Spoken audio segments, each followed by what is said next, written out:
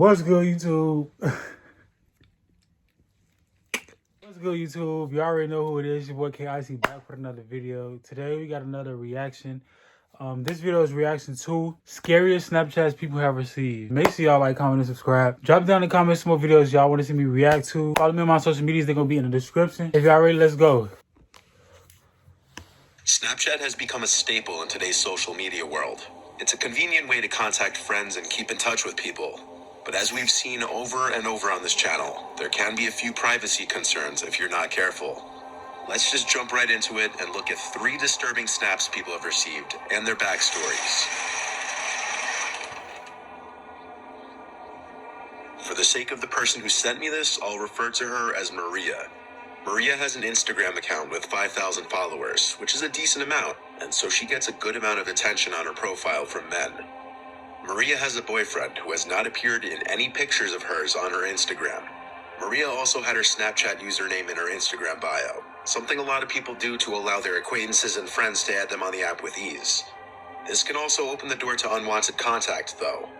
Although she didn't add everybody back who added her on Snap, she at one point had her privacy settings set to allow all people to send her messages and snaps, even people she didn't add back. So, somewhat often she'd receive messages and snaps from random guys, usually guys that followed her on Instagram. In her words, often older and creepy looking. But according to her, even younger guys manage to look creepy by taking weird angled selfies in dark rooms. Usually the snaps were pretty harmless like this. But one day, she received a snap that would lead to her getting the police involved. Maria lives with her family, but often stays at her boyfriend's first-floor apartment. This location is not known to anybody except for her close friends who know of her boyfriend, making it all the more disturbing when she received this snap. It was a picture taken through the window to her boyfriend's bedroom. At the time the photo was taken, it's hard to see it in the dark, but Maria was in the bed napping, and her boyfriend was in the living room watching football. There was no caption to the Snapchat, making it appear to be some kind of subtle threat. Maria didn't open the snap until much later in the night while going through snaps she'd received from various people. Wait.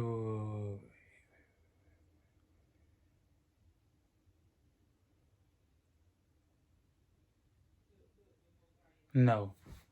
Absolutely fucking not. She didn't know. By this time, it was a couple hours after the snap had been sent.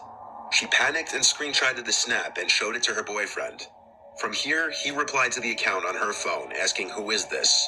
Upon adding the person back, they saw the account had a pretty... From here, he replied to the account on her phone, asking, "Who is this?"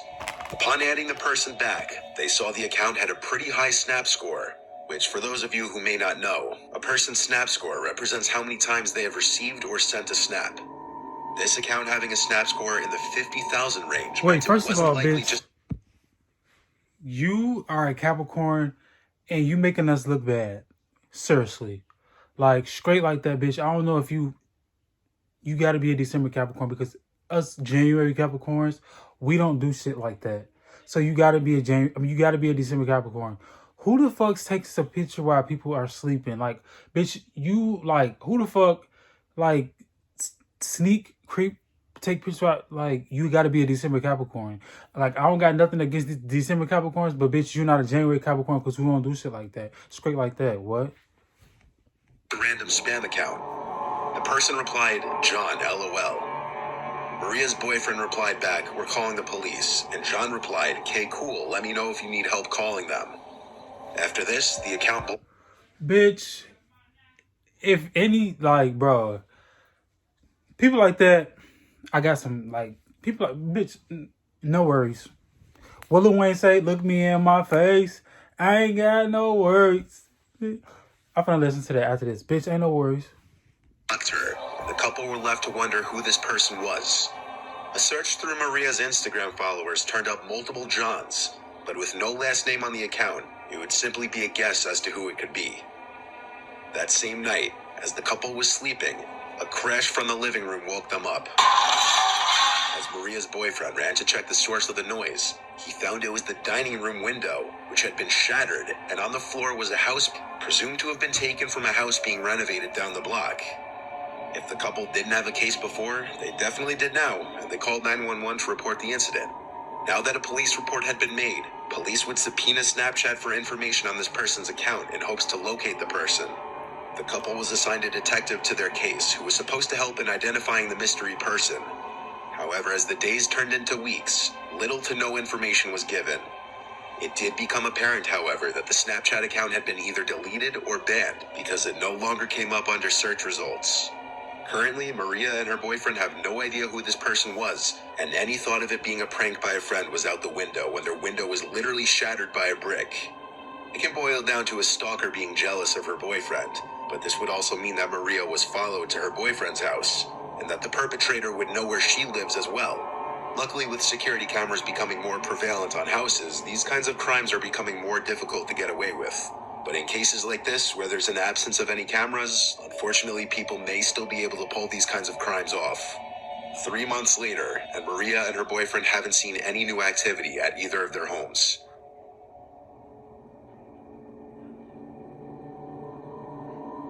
This next story comes from a college student named Tom from the University of Kentucky. Tom shares his location on the Snap Map feature, Why? which if you've been around my channel for a while, you know First, how things no. can sometimes... Like, why do y'all, like, no, that's not, teach his own, like, teach his own. Like, I can't sit up here and tell a grown whoever. I can sit up here and tell somebody that's not old enough to know better, don't share y'all location with nobody that y'all don't know. Do not share y'all location on no social medias, public apps. If y'all don't know these people, if these not family, friends, or like, do not share y'all location with nobody from fucking social media. Don't. Share your location with your family. People that care about you. People that'll come slide for you. That'll step for you. That'll bang for you. Protection. You feel me? Like, purposes only. This is not like... Come on, say like, this is not fucking... No. Stop. It's not cool. Stop. Just a FYI. Just like a bit of advice. A bit of advice from Icyy. Don't fucking do it. Don't do it. This next story comes from a college student named Tom from the University of Kentucky. Tom shares his location on the Snap Map feature, which if you've been around my channel for a while, you know how things can sometimes turn out with that. Tom lives in a house off campus with 4 friends in a downtown area by a bunch of bars. The squad of guys often walk to and from these bars at night on the weekends. The night in question was no exception. Tom was on his way home from a nearby college bar, about a 15-minute walk from the house. At some point while walking home, he was on a quiet residential street with woods on one side, and he heard someone walking behind him. He turned to see a man holding out something in front of him, walking about 10 meters behind him. He couldn't tell what he was holding, but he didn't stare for too long because he didn't want to draw negative attention to himself. He noted that something about the sight of the man seemed ominous, though. The man was behind Tom for a while, until he turned to the block with his house on it. At some point before making it back, the man was no longer behind him, at least not that he thought. It was only after he made it back inside the house that he got a notification that he received a snap from his friend Luke, one of his housemates, who was home at the time. Luke had lost his phone that night though, so receiving a snap from his Snapchat account meant that somebody had his phone. Tom called his housemates downstairs before opening the video. He also turned a screen recorder on to capture the snap, and this is what they saw.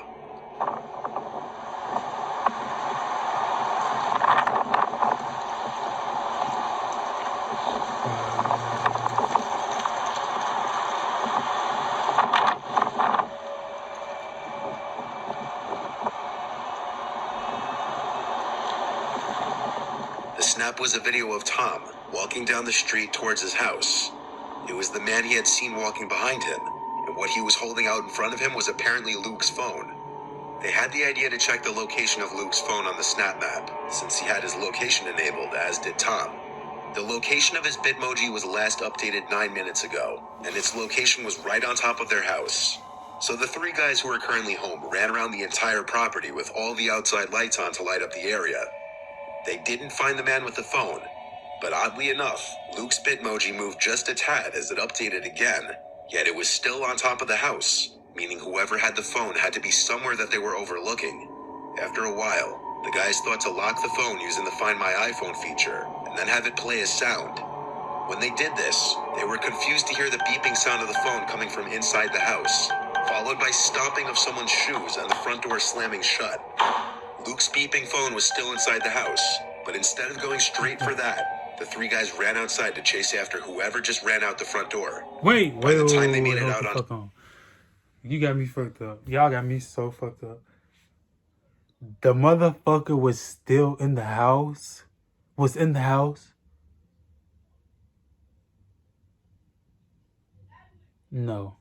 Am I hearing this right? Let me go back. Am I hearing this right? House, but instead of going straight for the phone coming from inside the house, followed by stomping of someone's shoes and the front... Oh wait, what am I doing? For the sake of the person who sent... Usually the snaps were pretty harmless like this. But... Chicken boil... Tom shares his little side. While it was only after videos of his parents and was following Tom through his SnapMap Bitmoji location all the way up to their house. There are some missing details though, like how the phone was stolen, what the method of entry to the house was, and if Luke and the rest of the guys in the house had any sort of enemies or people out to get them. No police action was taken apparently.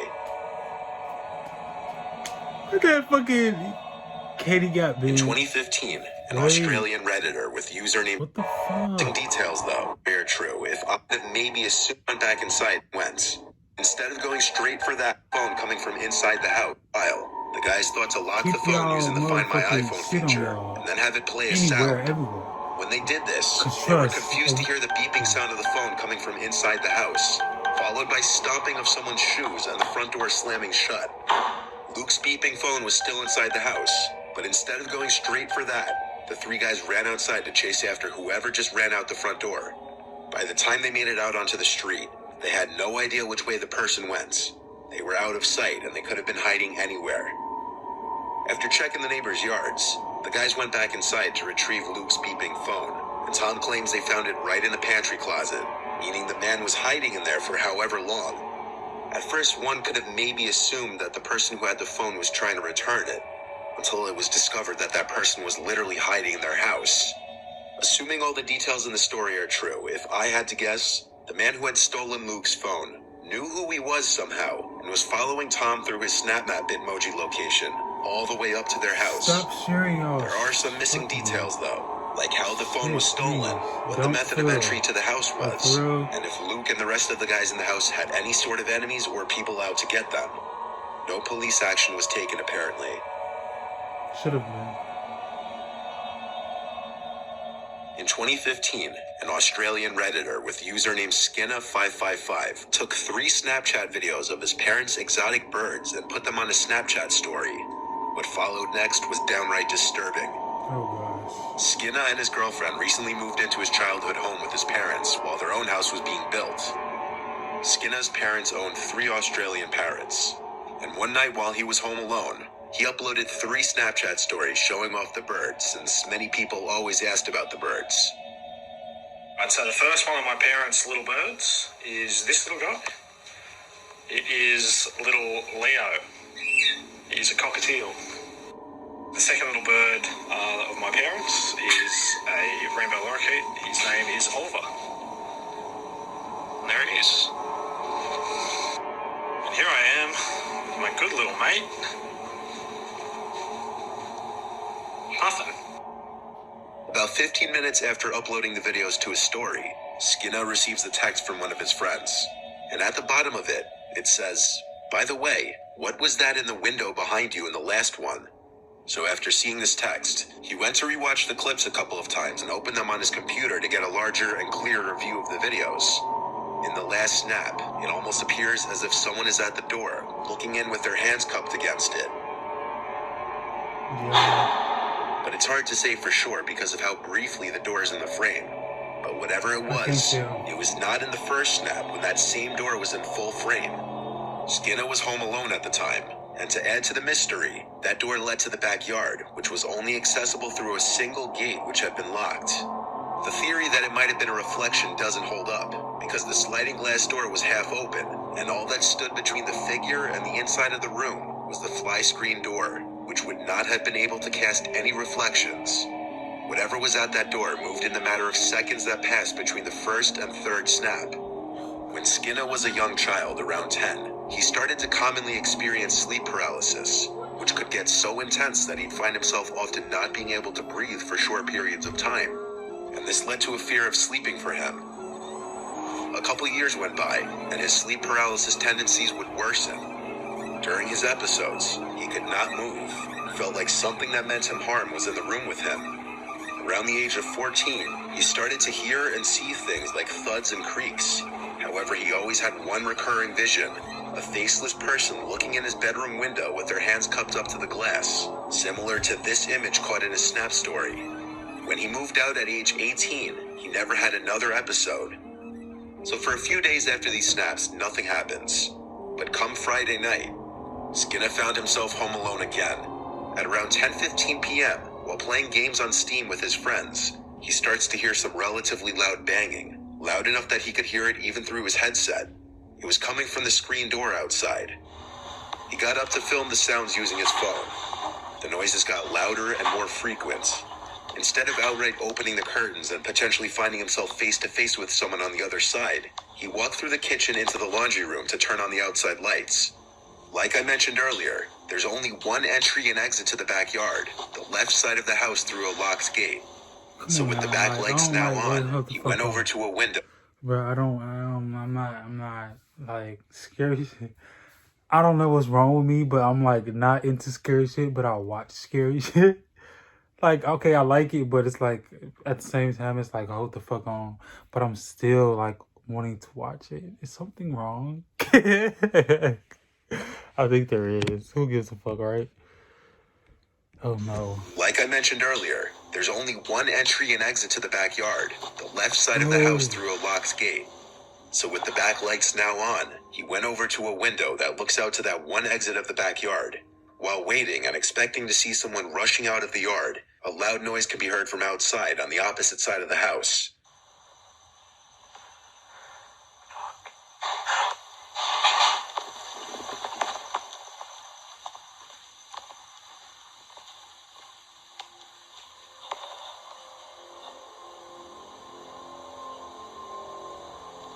He aims the camera at the window for a few moments, then turns on the kitchen lights, and seconds later, stops recording.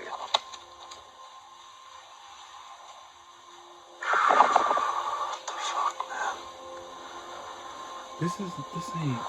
He kept all the lights on until his parents returned home. He uploaded the videos to Reddit, and people started to help in examining the videos. After a few Redditors enhanced the videos, a big mass in the corner was revealed in the dining room. The figure begins to resemble a person. And to make it creepier, that figure is not there at the end of the video. Skinner called the police, and the video freaked even them out. They believed that a two-man team tried to rob his parents while they were away. Theoretically, when one would-be robber broke in and realized Skinner was home, the second one tried to make noise to lure him inside. And when it didn't work, he snuck out and escaped. Skinner doesn't entirely trust this theory, mainly because all the doors and windows were locked from the inside when they came in. So how exactly would these guys have gotten in? Years later, this just remains to be another internet mystery, and what actually went down, we may never know. This is too much. This is too much. T-E-W. Too much. If y'all enjoyed this video, make sure y'all like, comment, and subscribe. Drop me in the comments some more videos y'all want to see me react to. Follow me on my social medias. They're going to be in the description. And I'm going to see y'all on my next video.